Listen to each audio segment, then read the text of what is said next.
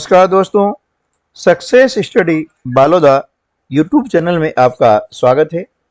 आज के इस कालखंड में हम कक्षा 8 विषय गणित अध्याय 2 एक चर वाले रैखिक समीकरण इसके अंतर्गत प्रश्नावली 2.2 का प्रश्न क्रमांक 1 से 3 तक हल करना सीखेंगे। प्रश्नावली 2.2 का पहला प्रश्न, अगर आपको किसी संख्या से 1/2 घटाने और परिणाम को 1/2 से गुणा करने पर 1/8 प्राप्त होता है तो वह संख्या क्या है ना। सबसे पहले हम क्या करें कि प्रश्न को पढ़ लें और पढ़ के समझना बहुत जरूरी होता है ना।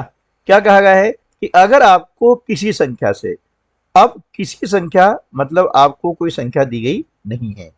अब जब कोई संख्या नहीं दी जाती है तो हम वहां पर क्या करते हैं, संख्या को मान लेते हैं। माना कि वह संख्या x है, ठीक है। आगे चलते हैं। किसी संख्या से 1/2 घटाने और परिणाम को 1/2 से गुणा करने पर 1/8 प्राप्त होता है ना। तो अब प्रश्न अनुसार हम क्या करेंगे, देखिए संख्या है, क्या मानी हमने x, इसमें से 1/2 घटा दिया और परिणाम को 1/2 से गुणा किया। मतलब पहले हम क्या करेंगे, घटाएंगे, इसलिए इसको हमने क्या किया, कोष्टक के अंदर रखा है और 1/2 से गुणा कर दिया है। तो हमें प्राप्त होता है 1/8। ये हमने लिख दिया 1/8। क्लियर। चलिए अब इसको हम आगे हल कर लेते हैं। तो देखिए चर राशि जो होती है उसका हमेशा हमें मान ज्ञात करना होता है। तो यहां पर चर राशि क्या है, x है। तो ये x के साथ में जो पद है ना, इसको छोड़ के अन्य पद जो है इसके साथ में, इसका हम क्या करेंगे, पक्षांतर कर देते हैं। क्या कर देते हैं, पक्षांतर करते हैं, ठीक है ना। तो पक्षांतर करने पर क्रियाएं चेंज हो जाती है, ठीक है। तो यहां क्या हो जाएगा, x - 1/2 है ना, इक्वल टू, अब यहां क्या है 1/8, ठीक है ना।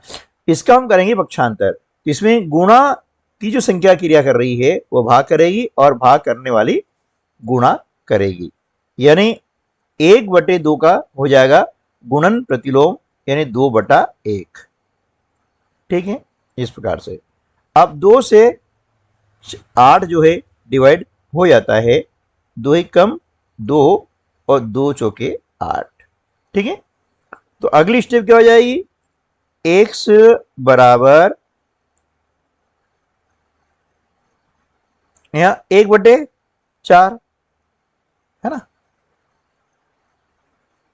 ये माइनस है, पक्षांतर करेंगे तो हो जाता है प्लस, माइनस का प्लस 1/2, ठीक है ना।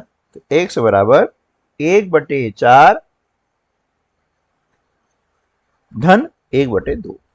अब ये आपकी क्या हो गई, परिमेय संख्या हो गई है ना। तो जब इस प्रकार की संख्या आती है तो हर का हम निकालते हैं लघुत्तम। तो 4 और 2 का एलसीएम निकालते हैं, कितना आता है 4। अब 4 में 4 का भाग लगाया, एक बार भाग जाता है, भागफल 1 आता है, इसलिए 1 का हम 1 में गुणा करते हैं तो 1 एकम 1, ठीक है ना, प्लस 2 का भाग लगाते हैं 4 में तो 2 दूनी 4, यानी 2 बार भाग जाता है, भागफल 2 आता है, इसलिए 2 का गुणा हम करेंगे अंश में 1 में, 2 एकम 2, ठीक है। तो यहां क्या हो जाएगा, x बराबर 2 और 1 3/4 है ना, क्या हो जाएगा 3/4। इसलिए ये आपकी अभिष्ट संख्या हो जाएगी। अभिष्ट ने जो हमें ज्ञात करनी है, जो हमें चाहिए। तो अतः अभिष्ट संख्या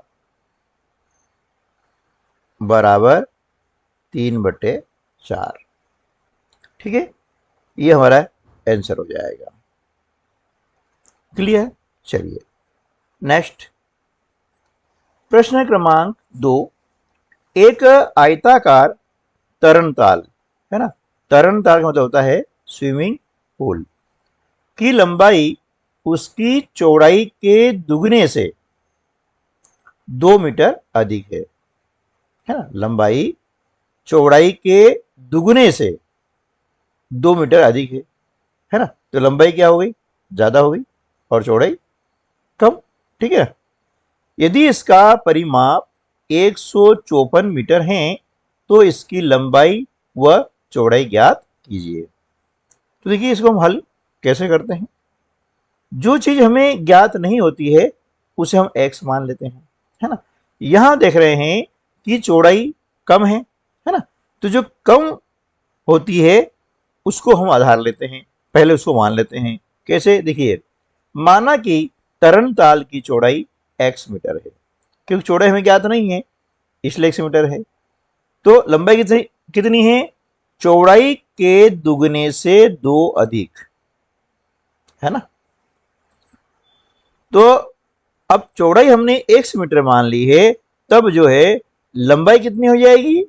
देखिए, चौड़ाई के दुगने से, चौड़ाई कितनी है? x है, तो x का दुगुना कितना हो जाएगा? 2x होगा ना भाई। x में 2 गुणा किया, कितना हो गया? 2x हो गया। अब दुगने से 2 मीटर अधिक, अधिक का मतलब होता है प्लस, है ना, ये हमने प्लस का चिन्ह लगा दिया। कितना अधिक है? 2 मीटर अधिक है, ये हमने लिखा 2। ठीक है, ये हो गया मीटर। समझा ना? चौड़ाई के दुगने से, यानी इसमें हमने 2 का गुणा किया, x का दुगुना होता है 2x। ठीक है ना, अधिक है तो प्लस का चिन्ह लग जाएगा और यदि कम है तो माइनस का चिन्ह लगेगा। क्लियर? ये हो गया। तो अब यहां पर क्या है कि लंबाई कितनी हो गई? 2x धन 2 मीटर। अब हम बात करते हैं परिमाप की। अब परिमाप आप जानते ही हैं, कोई भी आकृति है उसकी सभी भुजाओं की लंबाइयों का योग परिमाप कहलाता है। तो हम देखते हैं कि परिमाप का सूत्र क्या हो गया है? 2 गुणा कोष्टक में लंबाई धन चौड़ाई। ठीक है, तो अब हम क्या करेंगे कि यहां पर इनका रख देंगे मान, है ना। ये 2 गुणा, अब लंबाई कितनी है? 2x धन 2, ये हम लिखा 2x धन 2 धन चौड़ाई कितनी है? चौड़ाई है x। ठीक है ना, ये x लिखा और ये सभी किसमें है? मीटर में है। ये हमने लिख दिया मीटर, इनकी इकाई। ठीक है ना, जिस इकाई में दिया जाता है वो यहां पर लिख देते हैं। अब सबसे पहले हम क्या करेंगे? कोष्टक को हल करते हैं। 2 गुणा, अब देखिए 2x और x ये दोनों क्या हो गई? सजाती राशियां हो गई है ना। तो क्रियाएं सजातीय राशि होती है। इस x का गुणांक कुछ नहीं मतलब 1 है, तो 2 और 1 कितना हो गया? 3, यानी 2x और 1x कितना हो जाएगा? 3x। ठीक है ना, धन 2। ठीक है, हो गया। अब 2 का गुणा इन दोनों में हम करते हैं। ठीक है ना, तो 2 का गुणा हमें क्या? 3x में कितना हो जाएगा? 2 तिया 6x, प्लस का चिन्ह लगा हुआ है, हम प्लस लगा देंगे। फिर 2 का गुणा करते हैं 2 में, 2 दूनी 4। तो ये परिमाप कितना हो गया? 6x धन 4 मीटर। ठीक है, कितना हो गया? x धन 4 मीटर। लेकिन यही परिमाप हमें कितना दिया हुआ है? 154 मीटर, है ना। तो यहां क्या करेंगे? अब हम करेंगे प्रश्न अनुसार, है ना। अब जो प्रश्न में दिया हुआ है उस राशि का हम यहां पर उपयोग करेंगे। तो प्रश्न अनुसार क्या हो जाएगा? 6x धन 4, ये हमने निकाला परिमाप, जबकि परिमाप यही हमको दिया है 154 मीटर। आप देख रहे हैं यहां पर, है ना। तो हम क्या करेंगे? यहां पर लिख देंगे 154।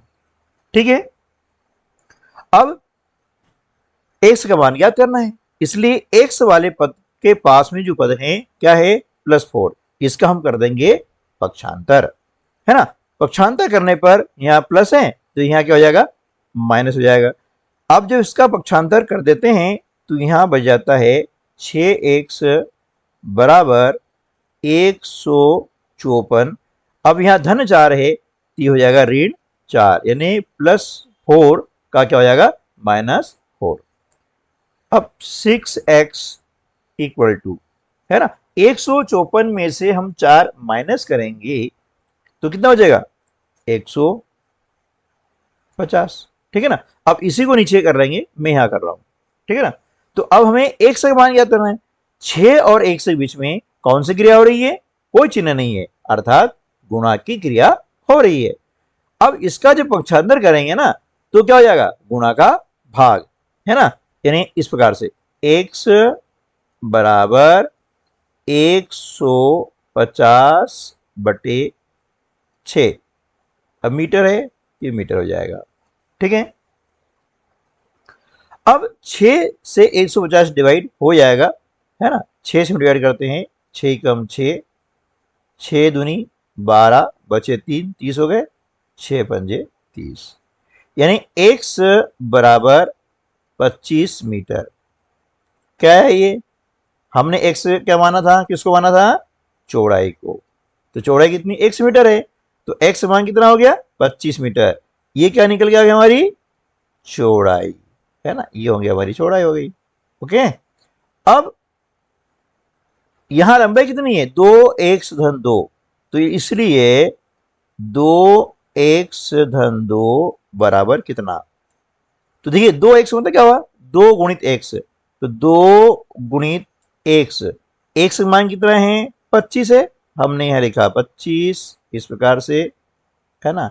अब चाहे इसको हम कोष्टक के अंदर भी ले सकते हैं सुविधा के लिए, धन 2 ऐसा ही, है ना। न भी लिखेंगे तो गुणा की क्रिया पहले की जाती है, ठीक है ना। अब 25 दूनी 50 धन 2, 50 में 2 जोड़ते हैं तो हो जाता है 52 मीटर। ये क्या गई आपकी लंबाई, है ना, 52 मीटर क्या हो गई, लंबाई हो गई, ठीक है ना। तो इस प्रकार से हम जो है लंबाई और चौड़ाई दोनों ज्ञात कर सकते हैं। अब यहां पर आंसर लिख देंगे, है ना, कि लंबाई बराबर 52 मीटर और चौड़ाई, है ना, चौड़ाई बराबर 25 मीटर, ठीक है, क्लियर, है ना। चलिए नेक्स्ट प्रश्न क्रमांक 3, एक समद्विबाहु त्रिभुज का आधार 4/3 सेंटीमीटर तथा उसका परिमाप 4 सही 2/15 सेंटीमीटर है, उसकी 2 बराबर भुजाओं की माप ज्ञात कीजिए, ठीक है। समद्विबाहु, ये आपको ध्यान देना है, सम यानी समान, द्वि यानी 2, बाहु यानी भुजाएं, यानी ऐसा त्रिभुज जिसकी 2 भुजाएं समान हैं, मतलब बराबर है। चलिए इसको हल करते हैं। अब जो भुजा हमें ज्ञात नहीं है उसे हम मान लेंगे।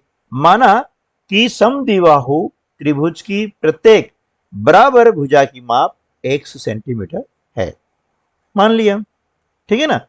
अब इसका परिमाप क्या हो जाएगा, परिमाप मतलब किसी भी आकृति की सभी भुजाओं का योग परिमाप कहलाता है। अब त्रिभुज में कितनी भुजाएं होती है, 3, एक है ना, ये समद्विबाहु है, 2 भुजाएं बराबर हो गई है, ये तीसरी भुजा हो गई है। अब त्रिभुज में ये 3 भुजाएं होती है ना, तो इसलिए क्या हो जाएगा, इसकी तीनों भुजाओं की माप का योग कर देंगे अपन, है ना, ठीक है, इस प्रकार से। चलिए अब परिमाप कितना हो गया है, परिमाप बराबर, अब 3 भुजाएं हैं, अब दोनों भुजाएं बराबर हैं जो हमें मानी है x सेंटीमीटर। हमने यहां लिख दिया x धन तीसरी भुजा है 4/3 सेंटीमीटर। ये तीन भुजाओं का योग हो गया है, ठीक है ना। तो अब क्या करेंगे, x में x हम जोड़ देते हैं तो कितना आता है 2x, है ना, 2x धन 4/3, ठीक है। ये हो गया आपका परिमाप। जबकि परिमाप हमें यहां पर दिया हुआ है, कितना दिया हुआ है ना, देखिए ये हमारा हो गया परिमाप। x में हमने x को जोड़ा तो क्या आ गया 2x आ गया ना, देखिए, ठीक है। तो ये हमारा आ गया 2x आ गया और धन 4/3 हो गया है, ठीक है ना। चलिए, लेकिन यहां पर हम देख रहे हैं कि प्रश्न में आपको दिया है परिमाप कितना 4 सही 2/15। तो हम यहां लिखेंगे परंतु प्रश्न अनुसार, देखिए ये हमने परिमाप निकाला जबकि प्रश्न में दिया हुआ है 4 सही 2/15, ये हमने लिख दिया कि दोनों परिमाप होंगे बराबर। अब ये भिन्न है मिश्र भिन्न, तो इसे हम बदल लेंगे विषम भिन्न में। तो क्या करेंगे, देखिए विषम भिन्न में आपको बदलना है तो ये क्या है, हर का पूर्ण जो संख्या है इसमें गुणा कर देते हैं। 15 चौके 60 और अंश को जोड़ देंगे तो 60 में 2 जोड़ेंगे कितना हो जाएगा 62, 62 है ना बटे 15, 62/15। तो अब क्या करेंगे कि यहां पर हम लिखेंगे 2x, क्योंकि हमें x का मान ज्ञात करना है, बराबर 62/15 है ना, और धन 4/3 है, इसका हम कर देंगे पक्षांतर तो धन का हो जाएगा यहां पर ऋण और 4/3 यहां हमने लिख दिया, ठीक है। अब क्या करेंगे, देखिए 2x बराबर 15 और 3 का निकालते हैं एलसीएम तो आता है 15, ठीक है ना। 15 में 15 का भाग लगाते हैं, भाग पर कितना आएगा 1, 15 एकम 15, 1 का गुणा करेंगे 62 में तो यह आ जाएगा 62, माइनस 3 का भाग लगाते हैं 15 में, 3 पंजे 15, 5 बार भाग जाता है तो 5 का गुणा कर देते हैं 4 में, 5 चौके 20, ठीक है ना।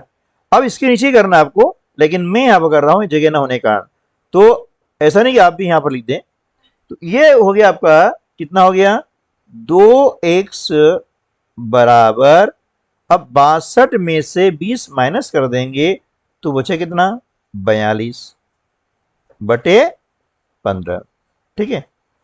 अब हमें x का मान ज्ञात करना है और x और 2 के बीच में कोई चिन्ह नहीं है, अर्थात यहां गुणा की क्रिया हो रही है, तो x का मान ज्ञात करेंगे और 2 का हम करेंगे पक्षांतर तो गुणा क्या हो जाएगा भाग, यानी 42/15 और भाग का मतलब होता है बटे में, तो ये हो जाएगा 1/2, ठीक है ना।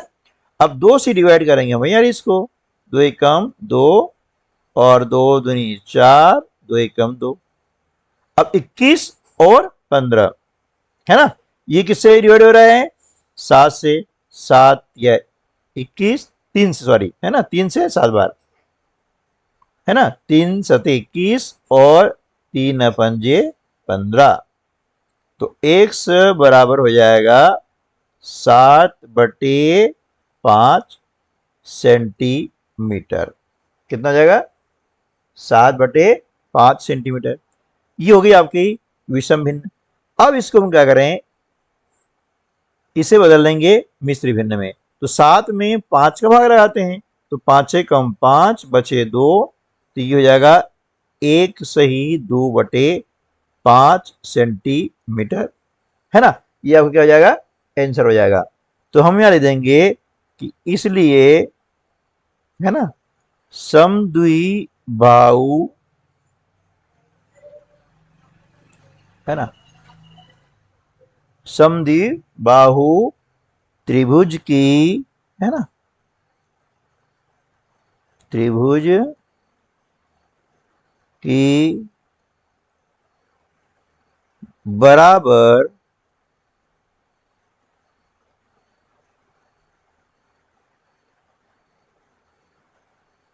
बराबर भुजाओं में, है ना, भुजाओं में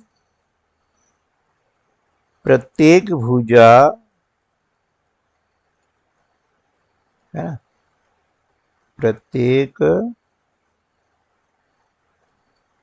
भुजा की माप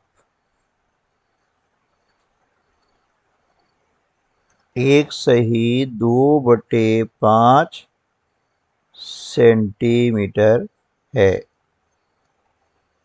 ना। और ये आपका हो जाएगा आंसर।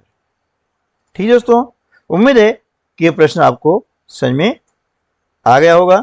यदि वीडियो अच्छा लगा है तो इसको लाइक कीजिएगा, अपने अन्य दोस्तों को भी शेयर कीजिएगा ताकि वे भी इस वीडियो का लाभ ले सकें।